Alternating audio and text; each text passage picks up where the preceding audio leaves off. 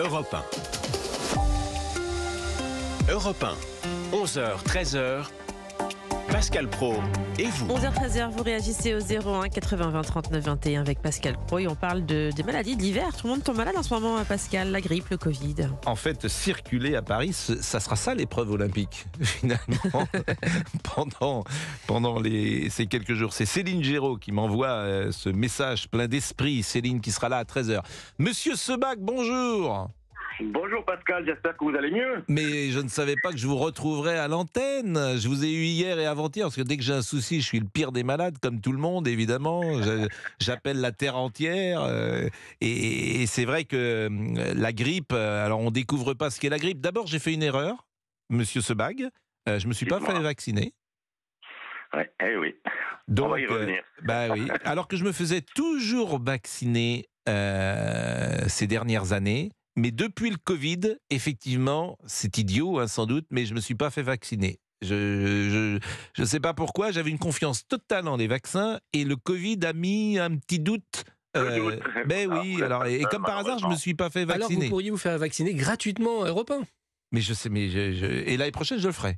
Je peux vous dire que l'année prochaine, je le ferai. Bon, là, ce matin, j'avais un petit peu de fièvre encore, mais pas de symptômes. Alors, la grippe, on est d'accord qu'il n'y a pas de symptômes de rhume, il n'y a pas de symptômes de toux, il n'y a rien, sauf que tu es cuit, tu as des courbatures et il faut du repos. Et de la fièvre. Et de la fièvre, écoutez, oui. je pense qu'il faut revenir, si vous voulez, je vais essayer d'être extrêmement pédagogue par rapport aux auditeurs. Il y a 5 affections respiratoires hivernales et saisonnières. Il y en a 5. Il y a le virus respiratoire syncytial qui est responsable de bronchiolite chez l'enfant. Et heureusement, cette année, nous avons un traitement préventif, une injection pour les nourrissons. Vous avez la grippe, pour laquelle existe un vaccin, je vais y revenir.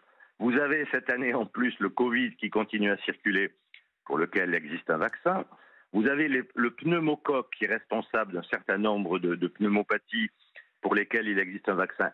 Pour les enfants, un vaccin spécial pour les personnes un peu plus âgées qui s'appelle le pneumo 23. Et vous avez, c'est relativement récent, ça revient tous les 3-4 ans, les infections respiratoires à Mycoplasma pneumoniae, dont on parle beaucoup en Chine aujourd'hui chez les enfants. Et merci, il existe un traitement efficace qui s'appelle la zithromycine, le Zitromax. Donc voilà, si vous voulez, les 5 affections respiratoires saisonnières que l'on peut rencontrer. Alors si on les prend... Mais comment je sais que j'ai une grippe ? Parce que moi, j'ai vu mon généraliste, il m'a ausculté, mais comment je sais que j'ai plus une grippe, par exemple, une pneumopathie ? C'est un manque de chance, parce que, en général, si vous voulez, ça arrive par vagues, les épidémies de grippe. C'est un peu avant Noël et surtout après Noël. On ne peut pas dire qu'aujourd'hui, on soit envahi, que ce soit à l'hôpital ou mes collègues médecins généralistes en ville, par les cas de grippe. Bon, vous l'avez attrapé. Il circule. Alors, est-ce que c'était vraiment une grippe ? Il faudrait faire une sérologie spécifique, c'est-à-dire une analyse de sang, pour voir si vous avez des anticorps récents concernant la grippe. Bon, vous avez eu de la fièvre, vous avez eu des courbatures, ça y ressemble. J'avais pas mal à la tête du tout. J'avais pas mal à la tête, j'avais eu aucun problème pulmonaire. Voilà. Alors, je crachais pas des choses... C'est un petit syndrome grippal certainement simple, si vous voulez. Mais je vous dis, il n'y a pas encore un envahissement, une vague massive de grippe. C'est combien de jours ? C'est combien de jours la grippe ? Parce que moi, ça s'est déclenché dimanche soir, et là, on est mercredi. S'il n'y a pas de surinfection pulmonaire, parce que c'est le risque, si vous voulez, c'est que la grippe, le responsable de la maladie, c'est un virus, le virus grippal, mais parfois il entraîne des surinfections bactériennes, des sortes de bronchies, de pneumopathie liées à la grippe, où là, effectivement, les antibiotiques peuvent être actifs. Je crois que ça a été votre cas. Mon généraliste, par sécurité, il m'a mis Zitromax. Il m'a mis Zitromax. Vous avez aussi, et je le dis, le Covid. Écoutez, je sais que les gens n'ont pas envie d'en entendre parler, mais il circule toujours, ce virus. C'est des petits cousins de l'Omicron. Il est assez contagieux, mais il n'est pas très très grave. On n'a pas eu de cas, comme on avait pu le voir dans le passé, de réanimation à l'hôpital. On a quelques personnes âgées qui décompensent un petit peu. On a un vaccin, il est encore recommandé. Alors, il n'empêche pas toujours la transmission, mais par contre, il va empêcher d'avoir effectivement des formes graves. Et puis vous avez le pneumocoque, ce pneumocoque. Et puis vous avez ce qui est nouveau cette année, le Mycoplasma pneumoniae. On en a beaucoup parlé, en particulier en Chine, chez les enfants, si vous voulez, parce que On a été protégé pendant des années à cause de la Covid, avec le masque, les gestes barrières, et on n'a pas eu ces épidémies. Là, il y a une levée, si vous voulez, des gestes barrières. On l'a vu l'année dernière en France, où il y a eu chez les enfants des épidémies de bronchiolite liées à ce virus respiratoire syncytial. Bon, alors cette année, il y en a moins parce qu'il existe un médicament, le Beyfortus, qui prévient les infections en période, et on est dans la période de bronchiolite, il y en aura moins cette année, il y en a eu beaucoup l'année dernière. Et puis il va y avoir la grippe. Alors est-ce qu'elle sera forte, pas forte, quel sera le type de virus? Visiblement, elle n'était pas trop forte parce que je suis sur pied 2 jours plus tard. On marque une pause, Voilà. vous restez avec nous, Robert Sebag. Attendez, la vague grippale, je vous dis, c'est souvent avant Noël et après Noël. Bon. Donc restons prudents, on va voir un petit peu ce qu'il en est. Je suis d'accord. Quand on a une grippe, on ne peut pas en avoir une deuxième, nous sommes d'accord. Ça Normalement, avec ce virus-là, vous êtes immunisé, mais ce qui n'empêchera pas l'année prochaine, s'il y a une variation qui varie d'une année sur l'autre. Mais par contre, je suis sûr que vous allez vous faire vacciner. Je me ferai vacciner. Je ferai vacciner. Je suis complètement... Mais restez avec nous, restez avec nous, la pause.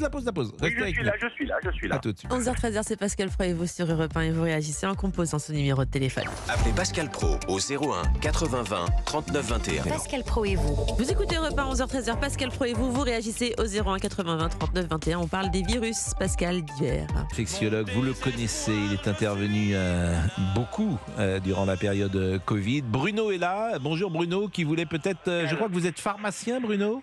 Tout à fait, pharmacien à Levallois. Ouais, donc vous connaissez bien le système, vous n'avez pas de questions particulières à poser à Monsieur Sebag. Ah non, j'ai un peu écouté, il a tout à fait raison. Je suis d'accord avec lui sur les différents virus qui se baladent d'ailleurs tout l'hiver, c'est normal. Mais vous-même, la grippe a commencé dans votre pharmacie ? Alors, on a eu quelques clients qui ont eu la grippe, j'en ai eu 2 ou 3 cette semaine. Ah oui, mais vous m'inquiétez, là, c'est peut-être pas la grippe que j'ai, moi, c'est peut-être le pneumocoque. Peut-être aussi, mais en tous les cas, il faut pas oublier qu'on est en hiver et en plein mois de décembre, donc automatiquement vous avez des virus qui se baladent. On n'est d'ailleurs pas en hiver, c'est ça qui est drôle, mais on est encore à l'automne. Oui, mais avec les températures qui s'abaissent, l'humidité aussi, il faut pas oublier, tout ça fait qu'il y a un mélange de virus qui se baladent entre la grippe, le Covid. Faut pas oublier aussi que le Covid, ça reste un coronavirus qui se balade pendant les périodes hivernales aussi. Donc c'est quasiment les mêmes symptômes aujourd'hui. Il y a les gastro qui vont arriver. Enfin, si vous voulez, on est en plein hiver. C'est la période la plus importante. On va dire, quand je dis importante, c'est là où il faut se mobiliser pour répondre à la demande de nos clients. Monsieur Sebag, évidemment, on joue avec, puisque moi-même j'avais la grippe lundi et mardi, mais par exemple, j'avais aucun autre symptôme que la fièvre, et là, par exemple, j'ai un peu mal à la gorge ce matin. Quand je déglutis, j'ai un petit peu mal à la gorge. Comment ça se fait? Parce que... Alors, je sais que vous aviez fait un test Covid, parce qu'on a beaucoup de formes ORL, de mal à la gorge, de rhinite, mais qu'il était négatif, tant mieux. Donc effectivement, dans la grippe, on peut avoir des répercussions ORL, c'est-à-dire que normalement c'est un virus qui a un tropisme pulmonaire sur les formes relativement évoluées, mais il peut entraîner effectivement un petit mal à la gorge, si vous voulez, une répercussion au niveau ORL. Bon, pour vous, est-ce que c'était vraiment une grippe ? Ça y ressemblait, si vous voulez, mais on ne saura jamais exactement, sauf si on fait un certain nombre d'examens qui ne me paraissent pas utiles puisque les symptômes ont disparu.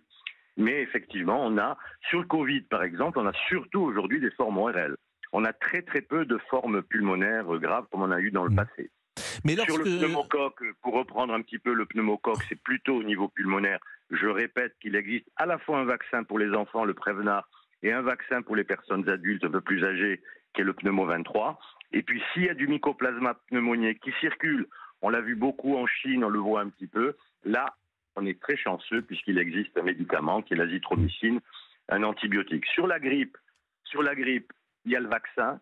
Il y avait Tamiflu, des produits antiviraux qui n'étaient pas d'une efficacité à 100%. Par contre, en cas de surinfection secondaire à la grippe, effectivement, les antibiotiques peuvent être utiles. Et puis sur le virus respiratoire syncytial, c'est les bronchiolites, en particulier chez l'enfant. Et cette année, il existe une injection qu'on fait chez les nourrissons qui s'appelle le Beyfortus, qui empêche effectivement le développement de cette maladie. Mais il existe aussi chez les personnes un peu plus âgées des petites infections à virus respiratoire syncytial. On n'a pas un traitement spécifique, c'est un virus, donc les antibiotiques ne marchent pas. mais on aura, je pense, il y a une recherche très forte qu'on aura un vaccin l'année prochaine pour ce virus respiratoire syncytial. Eh ben merci beaucoup de ces précisions, Robert Sebag. Ce qui est intéressant, c'est que vous avez dit les 5 virus possibles. Vous savez, parfois, il y a le pharmacien qui dit il y a plein de virus dans la nature. Alors moi, j'ai toujours l'impression qu'il y en a 25, et en fait, il n'y en a que 5. Nous sommes d'accord. Je vous ai donné les 5 principaux. Voilà, après, il peut y avoir il y en a encore d'autres après. Non, mais il peut y avoir parce que aussi, vous voyez, il y a des virus, on entend ça. Pharmacien, il peut y avoir aussi après les gastro-entérites, d'autres choses. Mais là, au niveau des maladies respiratoires, il n'y en a que 5. Hivernales, moi j'en ai repéré 5, c'est les 5 les plus fréquentes. Et par exemple, notre ami Olivier Guénec, qui a 23 ans, lui, il n'est pas soumis à la bronchiolite. Nous sommes d'accord, Robert Sebag? Non, normalement non. C'est le nourrisson et les personnes plus âgées. Voilà. Ça peut être les personnes plus âgées, la bronchiolite? Oui. Vous avez des infections respiratoires chez l'adulte un petit peu âgé au virus respiratoire syncytial qui est le même que les bronchiolites. Aux deux extrémités de la vie, la bronchiolite. Oui, j'ai bien compris.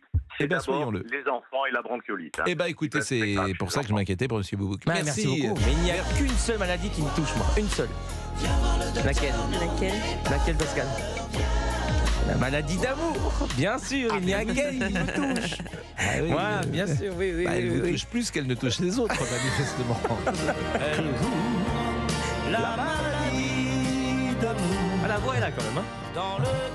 Mais vous savez que les chanteurs, les artistes, les comédiens, quand ils ont la grippe, ils se shootent. Alors je ne sais pas à quoi ils shootent. Il est encore là, Robert Sebag. Ils prennent, je crois, non pas du guirosan, mais ils prennent... Oui, ils se piquent, non? C'est pas ça? Non, mais comment ça s'appelle? Vous voyez, ça y est, la grippe.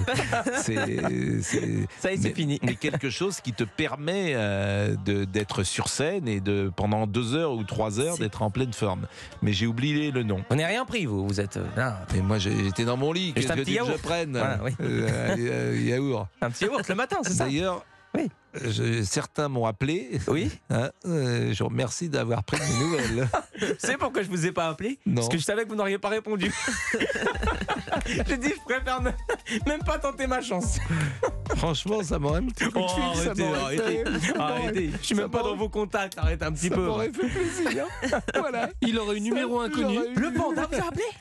Ah, le panda m'a appelé. Ah non. Le Depuis panda sa petite cage. Le panda m'a appelé. Ah, c'est beau, sympa. Mais le panda. Sympa, Le panda a pris de mes nouvelles, lui. Parce que le panda, il a de la reconnaissance, le panda. Merci. Il n'est pas comme d'autres. À tout de suite. 11h-13h, c'est Pascal Pro et vous sur Europe 1. Pour réagir et donner votre avis sur Europe 1, rendez-vous sur la page Facebook de Pascal Pro et vous.